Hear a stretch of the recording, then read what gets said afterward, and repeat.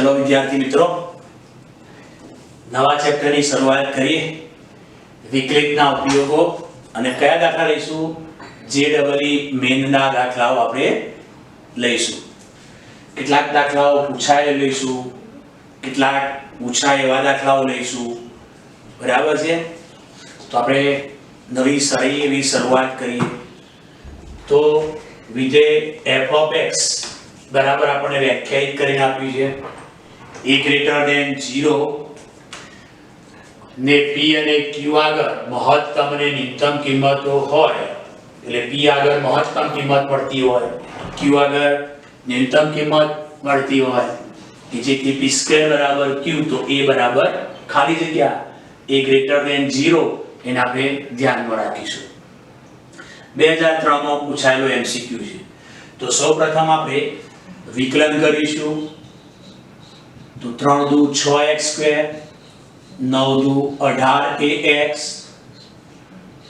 12a², કારણ કે x નું x પ્રત્યે 1 અને 1 નું 0, f'(x) 6 દુ 12x, 18a, m ના x નું x પ્રત્યે 1।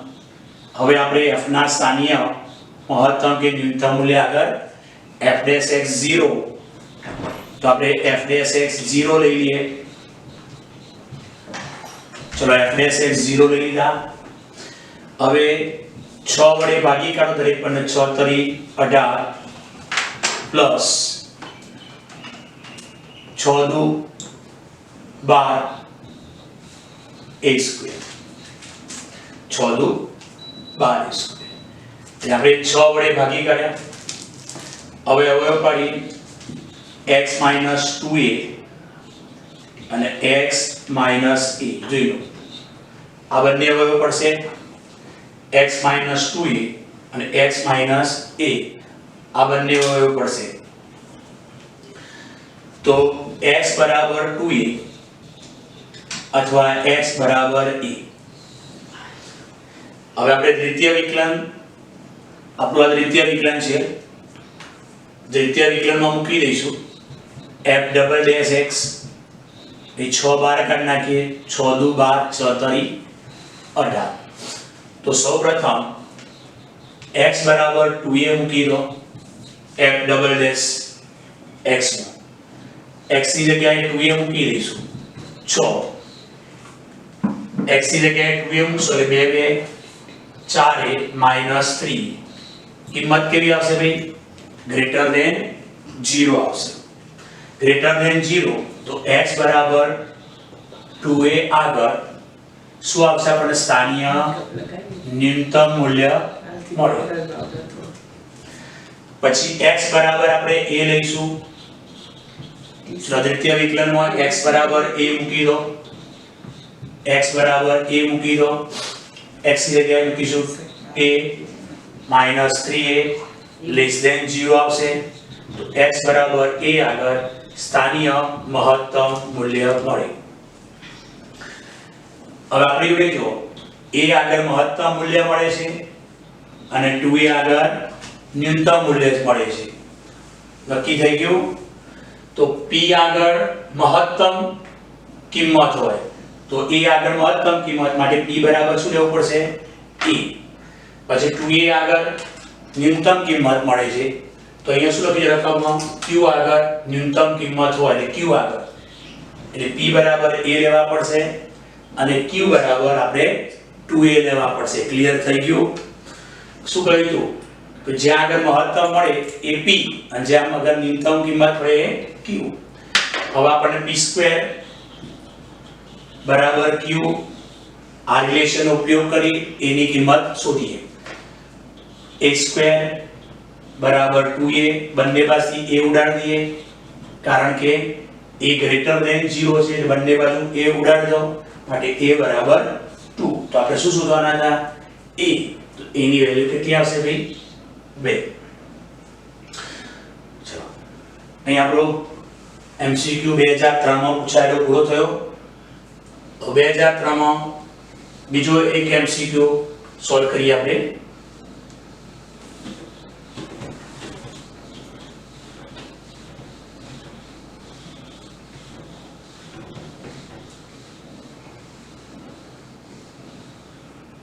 ચલો 2003 માં પૂછાયેલો બીજો નવો એમસીક્યુ લઈએ.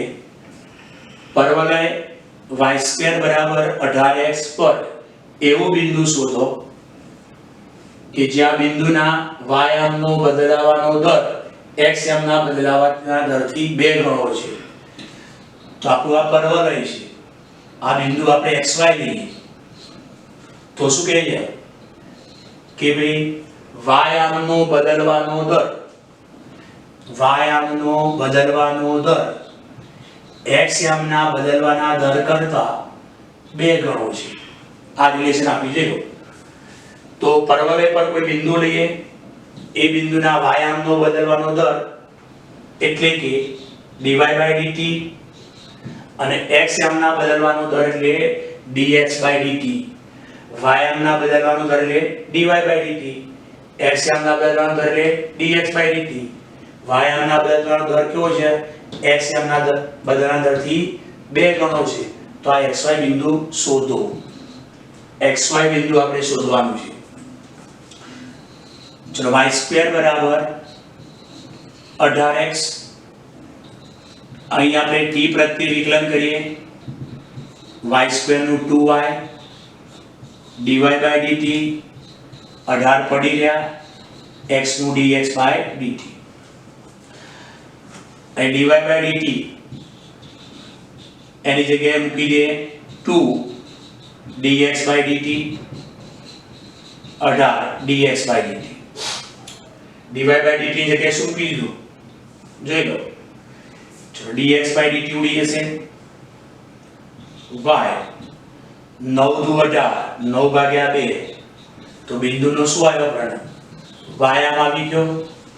તો x આમ શોધી નાખો. તો y² બરાબર 18x, y આમ મૂકી દો અને x આમ શોધી કાઢો. ઓકે, x આમ આપણે શોધવાનું છે 81/4 18 ગુણ્યા x 9 9 81, અહીં થશે 9 દુ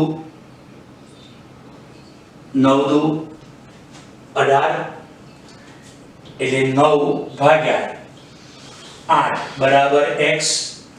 તો x આમ આવી ગયો. x આમ કેટલો આવ્યો? 9 ભાગ્યા 8. તો શું શોધવાનું હતું? બિંદુ શોધવાનું હતું. તો કયો આમ આવશે?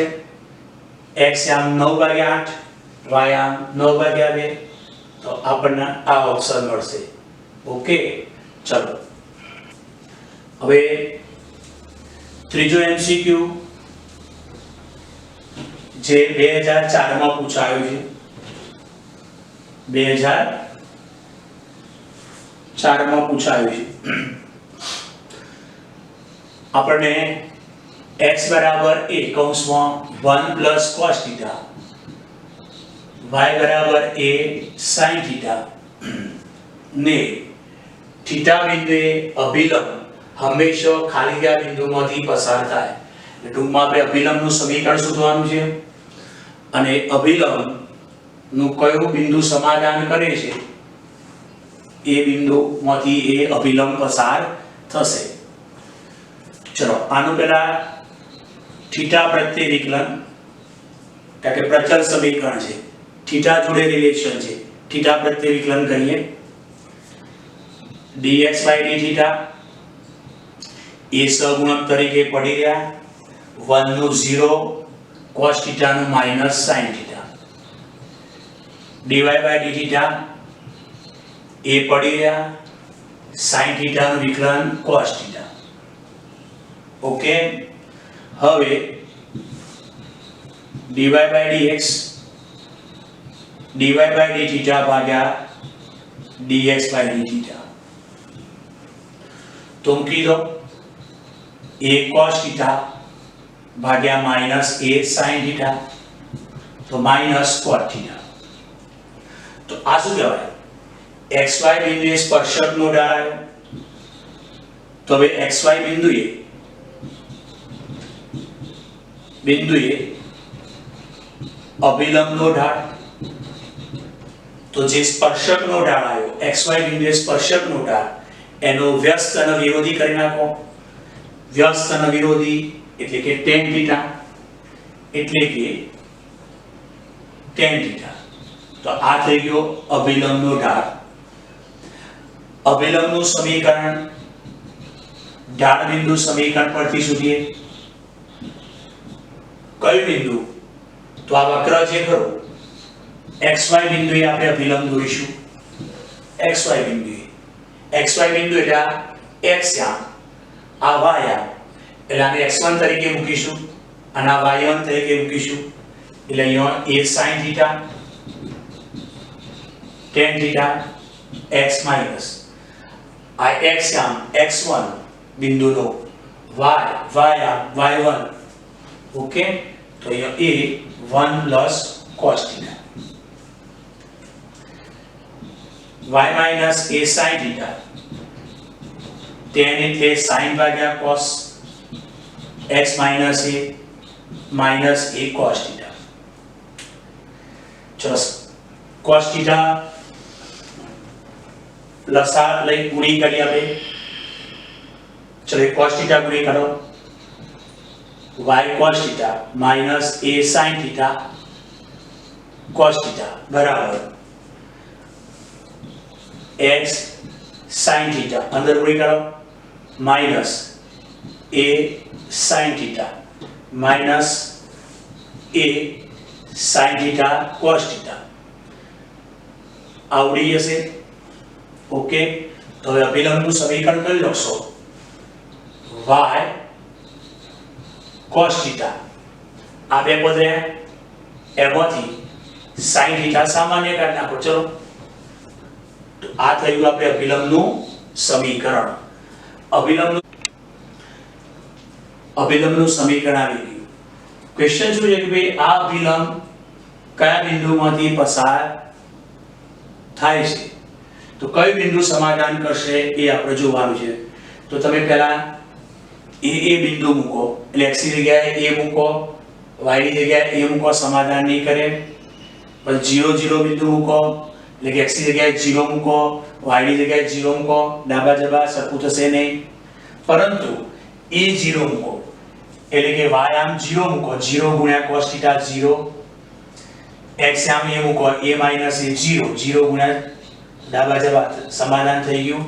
એટલે આ બિંદુ સમાધાન કરે છે માટે a 0 બિંદુમાંથી પસાર થાય છે.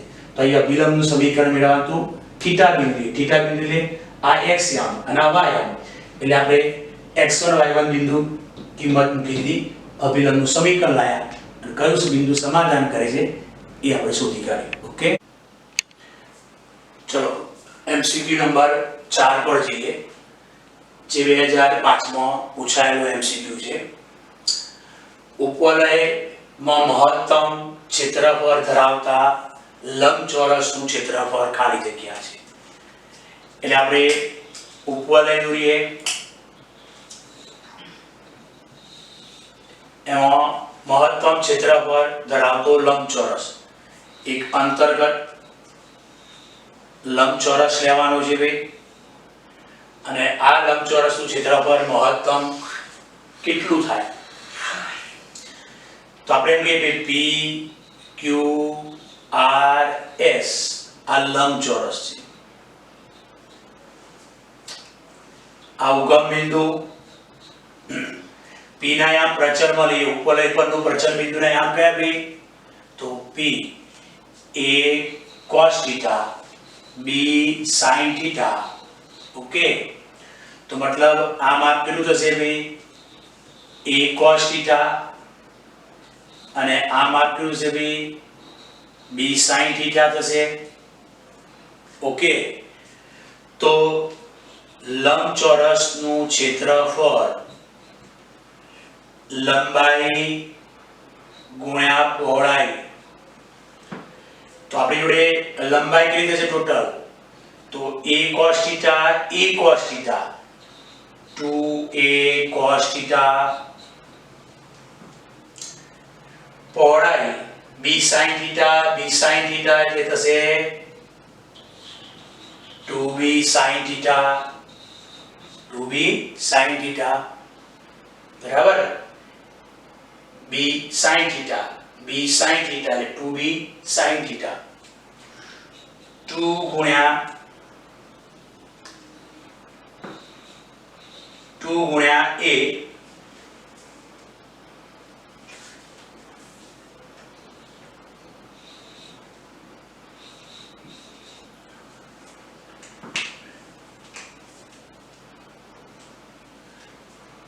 तो આપણે જોડે 2 ગુણ્યા a b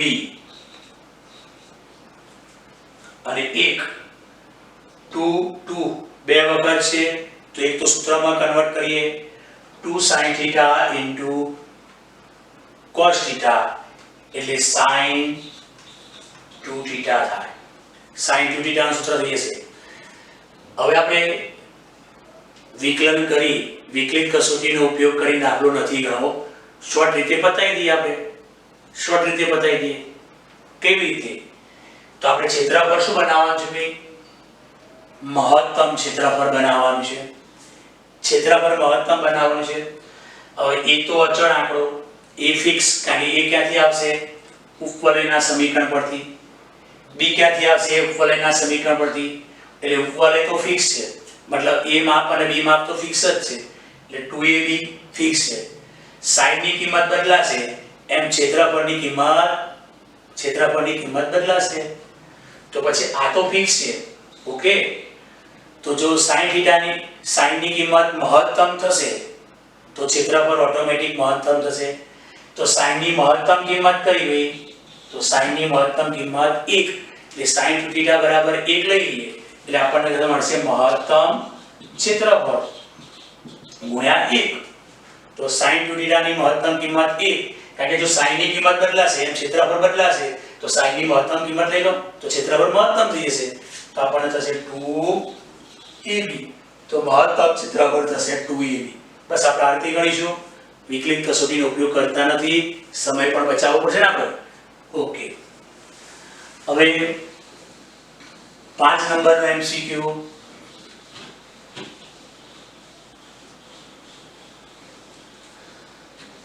5 નંબરનો આપણે એમસીક્યુ લઈએ તો આપણને અહીંયા વક્રના પ્રચલ સમીકરણ આપ્યા છે એમાં x યામ આપ્યો છે a cos θ + θ sin θ આનું θ પ્રત્યે વિકલન કરીએ x નું dx/dθ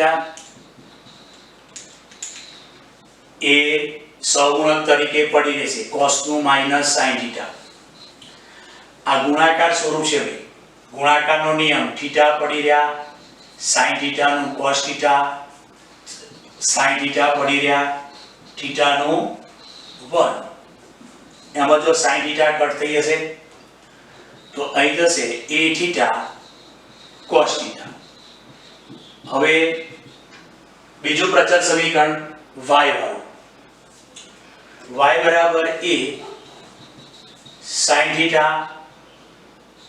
minus theta cos theta આનું પણ આપણે theta પ્રત્યે વિકલન કરીએ y નું dy/dθ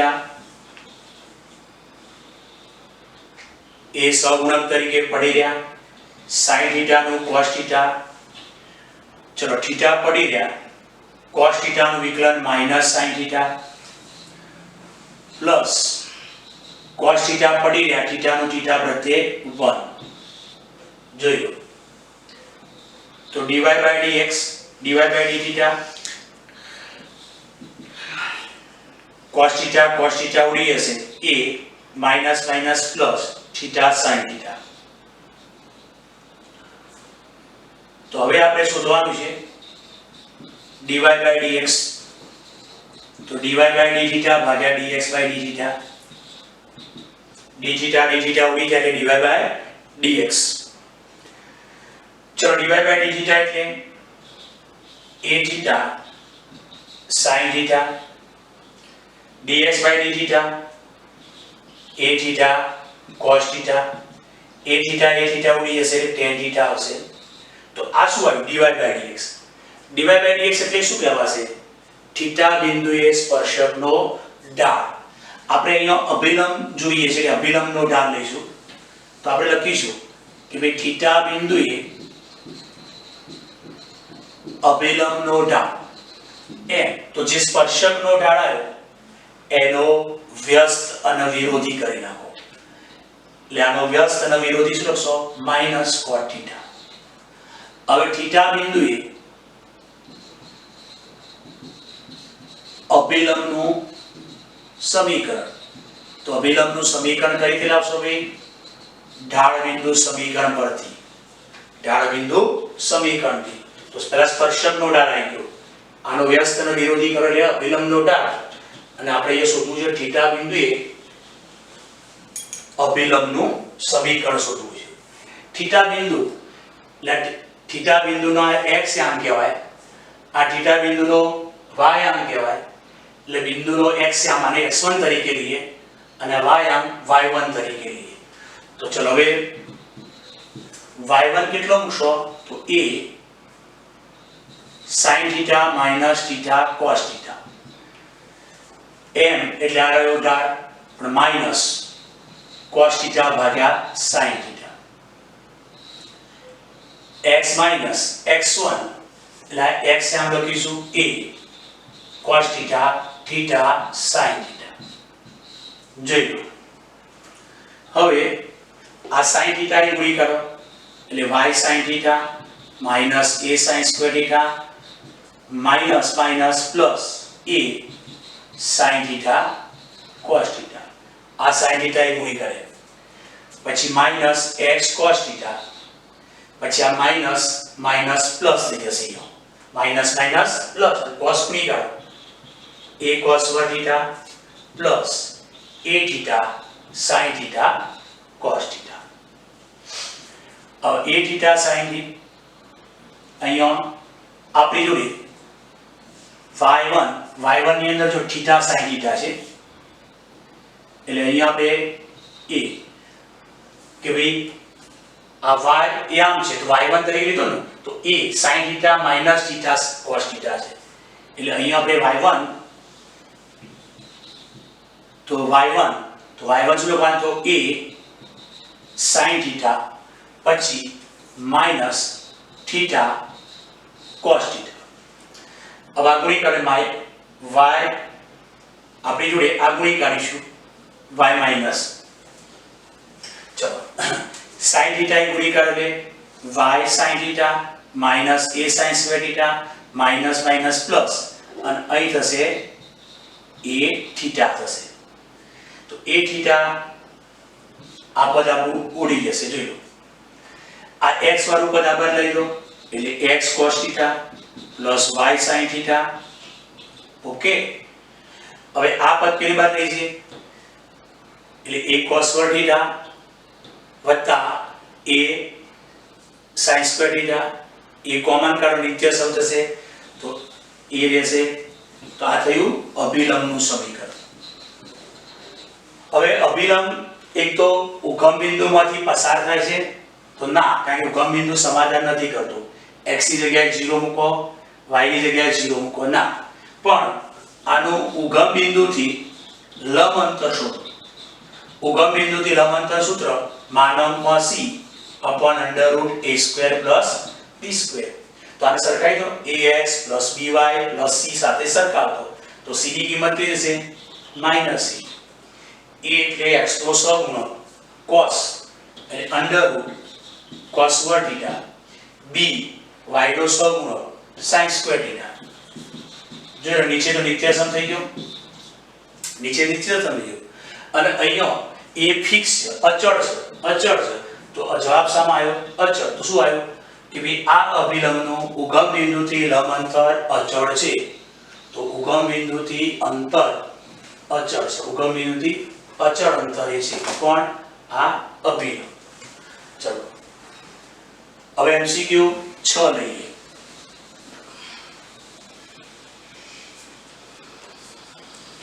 છ નંબરનો MCQ લઈએ આપણે.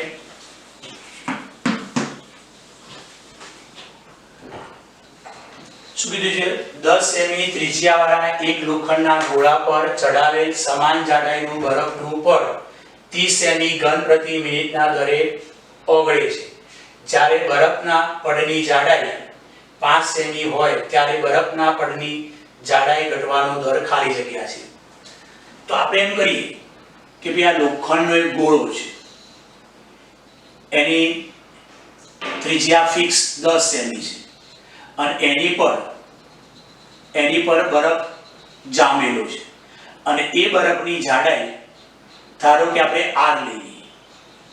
ધારો કે બરફની જાડાઈ કેટલી લઈએ ભાઈ? r. ગોળો જે ખરો એની ત્રિજ્યા 10 સેમી છે અને જ્યાં બરફ જામેલો છે એ બરફની જાડાઈ r સેમી છે. તો બરફનું પડ 30 સેમી ઘન પ્રતિ મિનિટના દરે ઓગળે છે. તો આની પર ચડાવેલ સમાન જાડાઈના બરફનું પડ આટલા સેમી ઘન એટલે ઘનફળનો દર આપ્યો છે 50 સેમી ઘન પ્રતિ સેકન્ડ. હવે મિનિટના દરે ઓગળે છે. ઓગળે એટલે જથ્થો ઘટશે અને ઘટશે માટે અહીંયા લખીશું આપણે માઈનસ. જથ્થો શું છે ભાઈ? ઘટશે. ઘટે છે એટલા માટે માઈનસ. જ્યારે બરફના પડની જાડાઈ 5 સેમી હોય ત્યારે એટલે આ થિકનેસ આ જાડાઈ r બરાબર 5 સેમી હોય ત્યારે પડની જાડાઈ ઘટવાનો દર શોધો. પડની જાડાઈ ઘટવાનો દર શોધો. તો dr/dt કેટલી? તો પડની જાડાઈ કેટલી લીધી ભાઈ? r. ઓકે, અને આપણે શોધવાનો છે એનો દર. હવે v બરાબર આ ગોળાના ઘનફળ શોધો એટલે 4/3 પાઈ r ઘન. બરાબર? પણ અહીં ટોટલ r કેટલો થશે? તો ટોટલ r થશે r + 10 એનો ઘન. r થી લખાશે. જો ટોટલ ત્રિજ્યા બરફની જાડાઈ સાથે 10 + r. હવે t પ્રત્યે વિકલન કરીએ. dv/dt 4/3 પાઈ પડી રહેશે. પેલા ઘાતનું 3 ઘાત આગળ 1 ઘાત ઓછી, 3 ઘાત આગળ 1 ઘાત ઓછી, અંદરના r નું થશે dr/dt. r નું થશે dr/dt. ચલો dv/dt કેટલું આપ્યું છે આપણને? -50. ચલો r ની વેલ્યુ કેટલી આપી છે ભાઈ? 5. r બરાબર 5 મૂકી દો અને હવે dr/dt શોધવાના છે. dr/dt શોધવાના છે. ચલો 3 કટ કરી નાખો. -50 નીચે જશે 4 બરાબર 50 10 55 એનો વર્ગ dr/dt. dr/dt કરતા બનાવીશું -50 4 × 55 dr/dt. ચલો અહીંયા 25 દુ 50 2 2 4 11 આપણી જોડે સોરી r બરાબર આપણી જોડે 5 છે. 10 + 5 15 છે. 55 કરે 10 + 5 15 એટલે 15 × 15 5 તરી 15 5 તરી 15 પાછે પછી ઉડી જશે માઈનસ 9 દુ 18 અને આ પાઈ નીચે લખવા પડે ભાઈ પાઈ એટલે અહીંયા પાઈ આવશે dr/dt. જોઈ લો તો એટલે કે જાડાઈ આટલા દરે ઘટે છે. ઘટવાનો દર એટલે જવાબ માઈનસ માં આવ્યો એટલે ઘટવાનો દર કેટલો લખશો? 1/18 પાઈ. તો આ આન્સર થશે. તો જે થિકનેસ હતી એ ઘટવાનો દર આવી ગયો. ઓકે, માઈનસ એટલા માટે આવ્યો કે ઘટે છે એટલા માટે. ચલો હવે